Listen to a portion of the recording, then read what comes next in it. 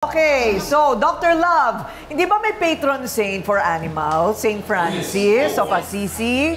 Si St. Francis actually, at saka si San Roque sa mga aso, no? St. Francis is very close to birds, mga hayop.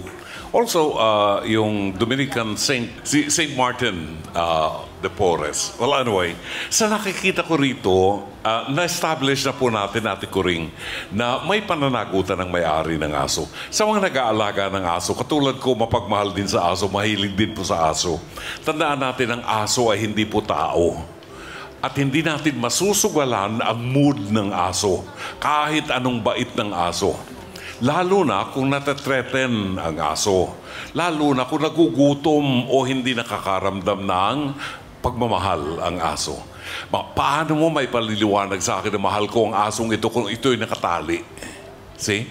So, ang aso maaaring gumagalaw ang kaisipan niya, may anger sa kanya kasi nakatali siya, hindi siya makagala. Hindi niya nararamdaman yung pagmamahal talaga, no? So, anytime maaaring tumalon pag may dumaan dahil na-trigger siya.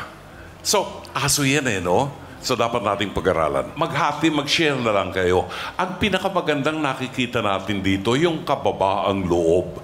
Whether you like it or not, pag-aari mong aso, may pananagutan ka. At mas makabubuti na magpakababang loob tayo. Makiusap, no? Walang masama doon.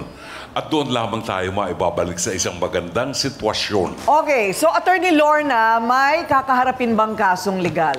Kung sakali, kung kunwari, itong si AJ na matapang, gusto talaga na hustisya.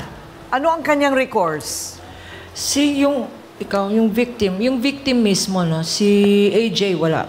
Pero yung victim mismo, kung si Tita Alma, pwede kang mag-file ng first of all, yung civil damages, yung actual, ano yung cost ng hospitalization mo, kung ma-hospital ka.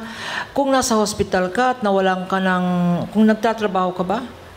O nag-absent ka sa trabaho, yung nawala ng opportunity mo o yung sweldo mo sa trabaho, yon, actual damages yon. At saka kung kailangan mo ng continuing treatment, karapatan mo rin yon. Okay, Doc Camille, paano makaka-recover from trauma o takot sa aso? Ngayon po ba, Nanay Alma, takot ka na sa aso? Okay, una-una, ang tawag po sa phobia sa aso, ang tawag po ay cynophobia.